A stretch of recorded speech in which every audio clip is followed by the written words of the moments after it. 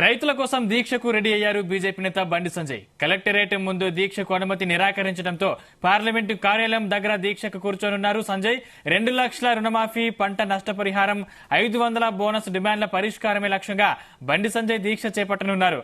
ఉదయం 10 గంటల నుంచి మధ్యాహ్నం 2 గంటల వరకు దీక్షలో కూర్చోనున్నారు సంజయ్.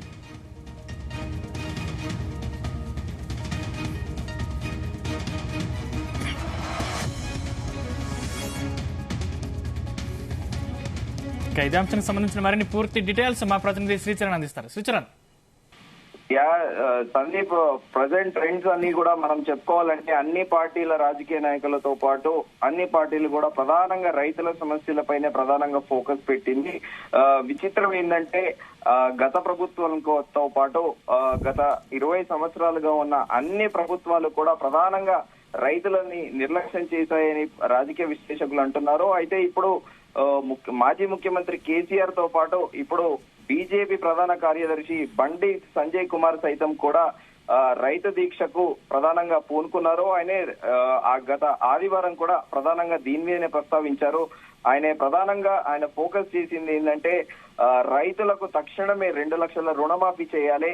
ఇప్పటి వరకు కూడా పంట కొనుగోళ్లకు కాంగ్రెస్ ప్రభుత్వం ఇంకా ప్రారంభించలేదు. తక్షణమే ఆ కొనుగోలు ప్రారంభించాలి అని, అలాగే దానితో పాటు పంట బీమా పథకాన్ని కూడా అమలు చేయాలని కూడా ప్రధానంగా ఆయన డిమాండ్ చేస్తున్నారు. దాంతో పాటు రైతులకు ఇస్తామన్న క్వింటాలకు 500 బోనస్ ఇస్తారా ఇవ్వరా, వెంటనే ఆ బోనస్ కూడా ఇవ్వాలని కూడా ప్రధానంగా ఇటు భారతీయ జనతా పార్టీతో పాటు బండి సంజయ్ డిమాండ్ చేస్తున్నారు. రైతు భరోసా పథకం కింద రైతులకు, కౌలు రైతులకు ఇస్తామన్న 15,000 రూపాయలు కూడా ఇప్పటి వరకు ప్రభుత్వం ఇవ్వట్లేదు. వెంటనే అకౌంట్ లో జమ చేయాల్సిన బాధ్యత ప్రభుత్వం పైన ఉంది అని కూడా ప్రధానంగా బండి సంజయ్ ప్రస్తావిస్తున్నారు. అయితే రైతులకు మేనిఫెస్టోలో చెప్పిన హామీలను తూచా తప్పకుండా కాంగ్రెస్ పార్టీ అమలు చేయాలి. ఇప్పటి వరకు ఎంతసేపు 6 గ్యారంటీలు, ఈ 100 రోజుల పాలనలో కొన్ని మాత్రమే ఇంప్లిమెంట్ చేస్తున్నారు. రైతులని చాలా ఇగ్నోర్ చేస్తున్నారు. రైతుల బాధలు ఏవి కూడా ప్రధానంగా పట్టించుకోవట్లేదని కూడా ప్రధానంగా బండి సంజయ్ ప్రస్తావిస్తున్నారు. అయితే ఇటీవల పంట నష్టపోయిన రైతులకు 10,000 రూపాయలు ఇస్తామని కూడా ఉత్తర్వులు జారీ చేసిన ప్రభుత్వము ఇంతవరకు కాంగ్రెస్ ప్రభుత్వం ఎందుకు అమలు చేయడం లేదు అని కూడా సమాధానం చెప్పాలి. దానితో పాటు కాంగ్రెస్ పార్టీ కూడా బీఆర్ఎస్ పార్టీ తరహా రైతు వ్యతిరేక విధానాలను అవలంబిస్తుంది అనేది కూడా ప్రధానంగా బండి సంజయ్ కాంగ్రెస్ ప్రభుత్వాన్ని ఆరోపిస్తున్నారు. 100 రోజులు దాటింది, 6 గ్యారెంటీలు అమలు చేయకుండా కాంగ్రెస్ పార్టీ చేతులెత్తేసింది. 6 గ్యారెంటీల అమలు గురించి కాంగ్రెస్ పార్టీకి స్పష్టత లేదు. అయితే ప్రభుత్వ ఉద్యోగులకి, పెన్షనర్లకి జీతాలు ఇవ్వడానికి ఇప్పటికే 18,000 కోట్ల రూపాయలు రిజర్వ్ బ్యాంక్ ఆఫ్ ఇండియా నుండి కాంగ్రెస్ పార్టీ అప్పు తీసుకొచ్చింది అనేది కూడా ఆయన ప్రధానంగా ప్రస్తావిస్తున్నారు. అయితే ఈ రోజు ఆయన ముందుగా షెడ్యూల్ ప్రకారము ఈ రోజు ఆయన మొదటగా కూడా కలెక్టరేట్ లో ఆయన ఈ రోజు రైతు దీక్ష చేయాలని ఆయన ప్రధానంగా పూనుకున్నారు. అయితే ఆ రైతు దీక్షకు అనుమతి నిరాకరించడంతో ఆయన క్యాంప్ కార్యాలయం, ఏపీ కార్యాలయం ఏదో ఉంటుందో అక్కడే దీక్ష కొనసాగించేటందుకు బండి సంజయ్ సిద్ధమయ్యారు. అయితే ఉదయం 10 గంటలకు ప్రారంభం కానున్న బండి సంజయ్ దీక్ష దాదాపు మధ్యాహ్నం 2 గంటల వరకు కూడా కొనసాగుతుంది అనేది కూడా ప్రధానంగా తెలుస్తోంది. అయితే దీనితో పాటు ప్రధానంగా కలెక్టరేట్ లో రైతు దీక్షకు అనుమతి నిరాకరణ ప్రధానంగా ఇష్యూ ఏంటంటే ఇప్పుడు ఎలక్షన్ కూడా అమల్లో ఉంది. దానితో పాటు లా అండ్ ఆర్డర్ ఇష్యూ ఉంటుంది అనేది కూడా ప్రధానంగా అనుమతి నిరాకరించారని కూడా ఇటు ప్రభుత్వ వర్గాలు పేర్కొంటున్నాయి. ఎందుకంటే సహజంగానే దూకుడు స్వభావం కలిగిన బండి సంజయ్ అక్కడ ఏదైనా కాంట్రవర్షియల్ స్టేట్మెంట్ ఇస్తే ఇటు బీజేపీ కార్యకర్తలు, ఒకవేళ అక్కడ కాంగ్రెస్ కార్యకర్తలు వస్తే కూడా పరస్పర దాడులకు పాల్పడే అవకాశం ఉంది. ఈ ఉద్రిక్త వాతావరణాన్ని నివారించేటందుకే బండి సంజయ్ కి కలెక్టరేట్ వద్ద దీక్ష చేసుకునేటందుకు ప్రభుత్వం అనుమతి నిరాకరించిందని చెప్పేసి కూడా ప్రధానంగా ప్రభుత్వ వర్గాలు పేర్కొంటున్నాయి. సందీప్, శ్రీచరణ్, అంటే బండి సంజయ్ దీక్షకు పోలీసులు నిరాకరించడం ద్వారా పార్లమెంటు దగ్గర దీక్ష కూర్చొనున్నారని తెలుస్తుంది. అంటే ప్రధానంగా రైతుల సమస్యలతో పాటు ఇంకేమైనా అంశాలు చర్చకు వచ్చే అవకాశం ఉందా అక్కడ? అయితే ఇప్పుడు మనము ముందుగా అనుకున్నట్టు ప్రజెంట్ ట్రెండ్స్ అందరు పాలిటీషియన్స్ కూడా ప్రధానంగా రైతుల సమస్య పైనే ప్రధానంగా ఫోకస్ పెడుతున్నారు. ఎందుకంటే రైతుల పైన ప్రధానంగా మాట్లాడితే ఆ రైతుల సమస్యల గురించి మాట్లాడి ప్రజలకి కనెక్ట్ అవ్వాలి. ఇటు గ్రామాల్లో రూరల్ ఏరియాస్ లో రూరల్ ఓటర్స్ తోని ఇన్క్లైన్ అవ్వాలి. రూరల్ ఓటర్స్ ని ఆకర్షించేటందుకే ప్రధానంగా ప్రతి రాజకీయ పార్టీ కూడా ఈ ఎన్నికల వ్యూహంలో భాగంగానే ప్రధానంగా రైతుల గురించే ప్రస్తావిస్తున్నారు. అయితే ఇప్పుడు ప్రధానంగా బండి సంజయ్ డిమాండ్ చేసేది ఏంటంటే 2 లక్షల రుణమాఫీ, పంట నష్టపరిహారము ఇవ్వాల్సిందేనని కూడా ప్రధానంగా కూడా ఆయన డిమాండ్ చేస్తున్నారు. గత ప్రభుత్వంలో, బీఆర్ఎస్ ప్రభుత్వంలో ఏనాడు కూడా రైతుల గురించి పట్టించుకున్న పాపన పోలేదు. అలాగే దాంతో పాటు కేవలం రైతు బంధు పథకాన్ని మాత్రమే అమలు చేసి గత సర్కారు చేతులు దులుపుకుందనేది కూడా ప్రధాన ఆరోపణ ఉంది. అయితే ఇప్పుడు బండి సంజయ్ కూడా ప్రధానంగా రైతుల గురించే పోరాడాలని కూడా ఆయన నిశ్చయించుకున్నారు.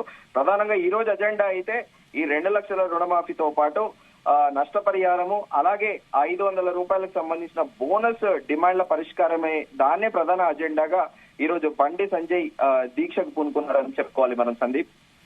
అంటే దీనిపై కాంగ్రెస్ నేతలు ఏమంటున్నారు? ప్రస్తుతం కాంగ్రెస్ నేతలు అంతా కూడా బీఆర్ఎస్ ప్రభుత్వాన్ని ఎండగడుతున్నారు. గత ప్రభుత్వంలో మనం తరచుగా చూస్తున్నాము, ఇటు మంత్రి కోమటిరెడ్డి వెంకటరెడ్డి కానీ, అలాగే నిన్న కొండా సురేఖ కూడా ప్రధానంగా దేవాదాయ శాఖ మంత్రి కొండా సురేఖ కూడా ప్రధానంగా మాజీ ముఖ్యమంత్రి కేసీఆర్ ని ఆరోపించింది. కేసీఆర్ కొత్త డ్రామాలకు తెరతీశారు. ఈ గత ఆదివారం సూర్యాపేటతో పాటు నల్గొండ జిల్లాలో పర్యటించిన మాజీ ముఖ్యమంత్రి కేసీఆర్ ఏనాడు కూడా రైతులను పట్టించుకోలేదు. ఈ కొత్త డ్రామా తెరతీశాడు. ప్రధానంగా కరువు పంట ఎక్కడైతే నీటి సౌకర్యం లేదో సాగుకి అక్కడ మాజీ ముఖ్యమంత్రి కేసీఆర్ పర్యటించడము, దీన్ని ప్రధానంగా కొండ సురేఖ కూడా ఒక కౌంటర్ ఇచ్చింది. కాంగ్రెస్ ఎమ్మెల్యేలు కూడా ప్రధానంగా రైతుల సమస్యతోని కొత్త డ్రామాకి తెరదీసి పూర్తిగా రైతులకి అటు ప్రధానమంత్రికి సంబంధించిన ఫసల్ బీమా పథకాల్లో నిర్లక్ష్యము, స్టేట్ గవర్నమెంట్ కాంట్రిబ్యూషన్ లేకపోవడము, దాని వల్లే ఇప్పుడు నష్టపోయిన రైతులకి ఒకవేళ ఆ ఫసల్ బీమాకి సంబంధించి స్టేట్ గవర్నమెంట్ కాంట్రిబ్యూషన్ ఉండుంటే రైతులకు ఈ రోజు ఎంతో మేలు జరిగేదని కూడా ప్రధానంగా ఇటు బీజేపీ నాయకులు ప్రస్తావిస్తున్నారు. అటు కాంగ్రెస్ నాయకులు కూడా బీఆర్ఎస్ కి కౌంటర్ కి ఎన్కౌంటర్ అన్నట్టు కూడా చందన నడుస్తా ఉంది. సందీప్, శ్రీచరణ్, అంటే రైతులకు నీళ్లు, కరెంటు, పంట పొలాలు ఎండిపోవడం కావచ్చు, ఇవి కాంగ్రెస్ ప్రభుత్వం దృష్టికి పోలేదా, లేకపోతే నిజంగానే మన దగ్గర నీళ్లు లేవా? ప్రధానంగా ఇప్పుడు మనం చెప్పుకోవాల్సింది ఏంటంటే, ఇప్పుడు రిజర్వాయర్లలో ఉన్న వాటర్ ని తక్షణమే కాళేశ్వరంలో ఉన్న వాటర్ లో నిన్న కొద్ది మేరకు నీళ్లు విడుదల చేశారు. అయితే రిజర్వాయర్ లో ఉన్న స్టోరేజ్ కాకుండా ఇప్పుడు వచ్చే వేసవిలో ప్రధానంగా మనం చెప్పుకోవాల్సింది గడిచిన సంవత్సరంలో వర్షపాతం చాలా తక్కువ నమోదైంది మన రాష్ట్రంలో. అయితే దాని దృష్ట్యా రిజర్వాయర్లలో వాటర్ స్టోరేజ్ ప్రస్తుతానికైతే ఇటు ఎస్ఆర్ఎస్పీ ప్రాజెక్టులతో పాటు ఇటు కాళేశ్వరం ప్రాజెక్ట్ లో కొంత మేరకు రిజర్వాయర్లలో రిజర్వ్ చేసినప్పటికీ ఆ వాటర్ ని తక్షణమే విడుదల చేస్తే ఇటు సాగుతో పాటు త్రాగునీరుకి ఉపయోగపడుతుంది అనేది కూడా ప్రధానంగా నీటి ఇరిగేషన్ నిపుణులు, ఎక్స్పర్ట్స్ చెప్తున్నారు. అయితే నిన్న కొంత మేరకు కాళేశ్వరం ప్రాజెక్ట్ కి సంబంధించిన నీళ్లు విడుదల చేశారు. అయితే ఈ నీటి కొరత వల్లనే ప్రధానంగా మనము నల్గొండ జిల్లాని తీసుకుంటే మొదటి నుంచి కూడా ఫ్లోరైడ్ కి పెట్టింది పేరు. అక్కడ ఫ్లోరైడ్ బాధితులు ఉంటారు. చిన్న పిల్లలతో పాటు పెద్దవాళ్ళు కూడా ఆ ఫ్లోరైడ్ తోని చాలా ఫిజికల్ గా ఇబ్బంది పడుతుంటారు. ఫిజికల్లీ హ్యాండిక్యాప్డ్ ఎక్కువ ఉంటారు. అక్కడ నాగార్జున సాగర్ రిజర్వాయర్ పక్కనే ఉంటుంది, కానీ విచిత్రంగా నల్గొండ ప్రజలకు ఆ నీరు అనేది కూడా ప్రధానంగా ఒక అపవాదం ఉంది. ఈ నేపథ్యంలోనే ఇప్పుడు ప్రధానంగా అన్ని పార్టీలు కూడా రైతులకి సాగునీరు పైన ప్రధానంగా దృష్టి పెట్టింది. అయితే ప్రస్తుత కాంగ్రెస్ ప్రభుత్వం నిర్వహిస్తోంది. సాక్షాత్ ముఖ్యమంత్రి రేవంత్ రెడ్డి కూడా పలుమార్లు నీటి కొరత, త్రాగునీరు కొరత ఉండకుండా పకడ్బందీ ఏర్పాట్లు చేయాలని, దాంతోపాటు చీఫ్ సెక్రటరీ శాంతి కుమారి కూడా, ఐఏఎస్ శాంతి కుమారి కూడా ప్రధానంగా గ్రేటర్ హైదరాబాద్ సిటీలతో పాటు రాష్ట్ర వ్యాప్తంగా నీటి కొరత ఉండకూడదని కూడా రివ్యూలు తీసుకుంటున్నప్పటికీ, ఏదేమైనప్పటికీ రిజర్వాయర్ల నుండి వాటర్ రిలీజ్ చేస్తే మాత్రం కొంత మేరకు రైతులకు ఊరట లభించే అవకాశం ఉందని చెప్పుకోవాలి మనం, సందీప్. శ్రీచరణ్, అంటే ప్రతిపక్షాల సభలు, దీక్షలు, టూర్ల వల్ల లోక్సభ ఎన్నికల ముందు కాంగ్రెస్ ప్రభుత్వం ఇరకాటంలో పడే అవకాశం ఉందా? అయితే ప్రధానంగా ఇక్కడ ఏంటంటే మనం చెప్పుకోవాల్సింది, ఇప్పుడు ఇటు బీజేపీ గానీ కాంగ్రెస్ గవర్నమెంట్ గానీ ప్రధానంగా టార్గెట్ బీఆర్ఎస్ పార్టీనే చేస్తుంది. ఎందుకంటే బీఆర్ఎస్ ప్రభుత్వ హయాంలో ప్రధానంగా కాళేశ్వరం ప్రాజెక్టు కట్టారు. ఏషియా కాంటినెంట్ లోనే అతిపెద్ద ఇరిగేషన్ ప్రాజెక్ట్ అయిన కాళేశ్వరం నుండి ఇప్పటి వరకు ఎన్ని లక్షల ఎకరాలకు, ఎన్ని వేల ఎకరాలకు నీళ్లు అందించారు ప్రధానంగా రైతులకి. దానితో పాటు మిషన్ భగీరథ పేరిట ఇంటింట నల్లా అని గత ప్రభుత్వంలో మిషన్ భగీరథ స్కీమ్ ని తీసుకొచ్చారు. ఇంతవరకు ఎన్ని హౌసెస్ కి నీళ్లు ఇచ్చారు అనేది కూడా ప్రధానంగా ఇటు బీజేపీతో పాటు కాంగ్రెస్ ట్రిగ్గర్ చేస్తూ వస్తుంది. వాస్తవికంగా చూస్తే కాళేశ్వరం ప్రాజెక్టు మొదట ఎస్టిమేషన్ కి దానికి 2 మార్లు ఎక్కువ రేటు, దానికి ఎక్కువ హైక్ చేసి అది కాళేశ్వరం ప్రాజెక్ట్ అనేది ప్రస్తుతం నిరుపయోగంగా మారింది అనేది కూడా ప్రధాన ఆరోపణ. కాకపోతే ఇక్కడ మనం ప్రధాన సమస్య ఏంటంటే ఈ వేసవిలో వచ్చే పంటకి అటు త్రాగుతో పాటు సాగునీరు అనేది ప్రధాన లక్ష్యంగా ఇప్పుడు రైతులకు ఇబ్బంది పడద్దు అనేది కూడా కాంగ్రెస్ ప్రభుత్వం యోచిస్తుంది. కానీ దీన్ని ప్రధానంగా ఇటు 2 పార్టీలు కూడా, ఇటు బీజేపీతో పాటు కాంగ్రెస్ పార్టీ కూడా ఇదొక స్ట్రాంగ్ వెపన్ లా వాడుతున్నాయి. బీఆర్ఎస్ ని మాత్రం తరచుగా ఈ ఇష్యూస్ లోనే డిఫెన్స్ లో పెడుతున్నాయని మాత్రం మనం ప్రధానంగా చెప్పుకోవచ్చు. Sandeep, right, thank you Sricharan.